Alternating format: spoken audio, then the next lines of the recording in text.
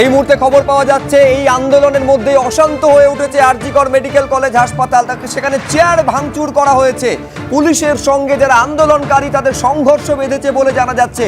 Barricade ভেঙে ভেতরে ঢোকার চেষ্টা এবং তাকে কেন্দ্র করে যাবতীয় গন্ডগোল, অর্থাৎ নতুন করে আরজিকরে উত্তেজনা ছড়িয়েছে বলে জানা যাচ্ছে। আরজিকরে একেবারে যারা পুলিশের সঙ্গে একেবারে রীতিমতন সংঘাতের পরিস্থিতি। ব্যারিকেড ভেঙে যখন ভেতরে ঢোকার চেষ্টা করা হয় তখন যারা আন্দোলনকারীদের সঙ্গে পুলিশের সংঘর্ষ বাদে ভাঙচুর করা হয়েছে, চেয়ার ভাঙা হয়েছে। এই ঘটনাকে কেন্দ্র করে সামনে এনে দাঁড় করাচ্ছে, অর্থাৎ একেবারে আরজিকরে নতুন করে উত্তেজনা তৈরি হয়েছে।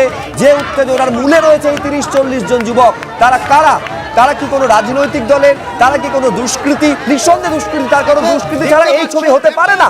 হাসপাতালের মধ্যে ঢুকে তাণ্ডব চালাচ্ছে, গুন্ডামি চালাচ্ছে, ভ্যান্ডালিজম চালাচ্ছে, ভাঙচুর চালাচ্ছে। এরা কারা? কারা যারা এতটা বেপরোয়া হতে পারে, এতটা দুঃসাহস তাদের থাকতে পারে? পুলিশের সামনে তারা গুন্ডামি চালাচ্ছে, সংবাদ মাধ্যমকে পর্যন্ত রেয়াত করা হচ্ছে না।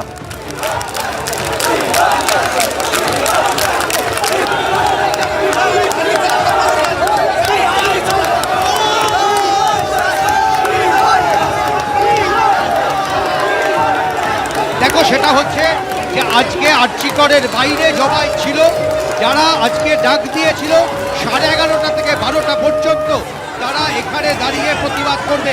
আর ভেতরে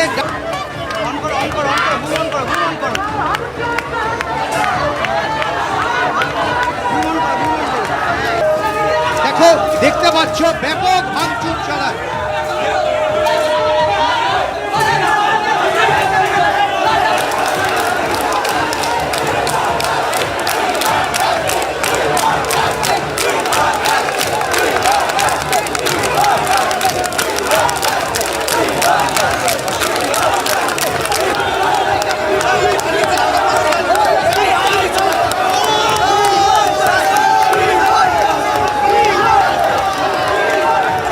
দেখো, সেটা হচ্ছে যে আজকে আরজিকরের বাইরে জবাই ছিল, যারা আজকে ডাক দিয়েছিল 11:30 থেকে 12টা পর্যন্ত তারা এখানে দাঁড়িয়ে প্রতিবাদ করবে।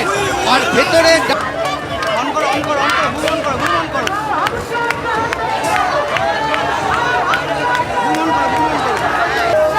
দেখো, দেখতে পাচ্ছ ব্যাপক ভাঙচুর চালায়।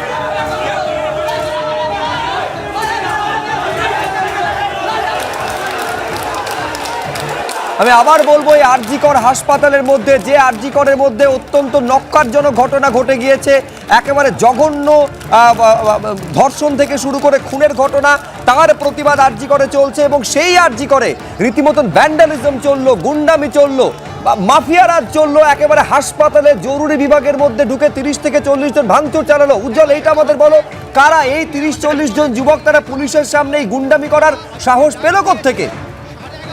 দেখো, আমরা যেটা দেখলাম সেটা হচ্ছে যে বেশ কিছু যুবক এখানে ছিল এবং এখান থেকে মিছিল যখন এসএফআই ডিআইএফআই এর মিছিল যখন শেষ হয়ে যায় সেই সময় তারা ভেতরে ঢোকে এবং তারপর সেখানে ভেতরে ঢুকে তারা ভাঙচুর চালায়, পুলিশের সঙ্গে খণ্ডযুদ্ধ হয়। এবং তারপরে আমরা যেটা দেখতে পাই সেটা হচ্ছে যে ওখান থেকে তারা মিডিয়ার উপরে আক্রমণ করে, মিডিয়াকেও ছাড়েনি এবং শেষ পর্যন্ত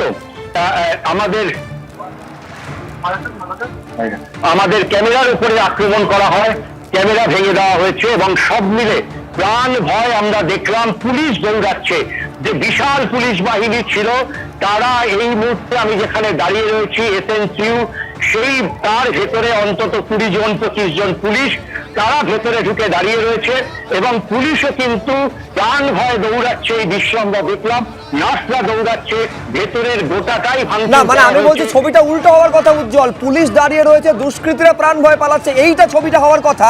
অথচ তুমি বলছো দেখা গেল যে ভাঙচুর চালাচ্ছে দুষ্কৃতীরা, প্রাণ ভয় পালাচ্ছে পুলিশ। এরা কারা? এত সাহস পাচ্ছে কোত্থেকে? কি পরিচয় এদের?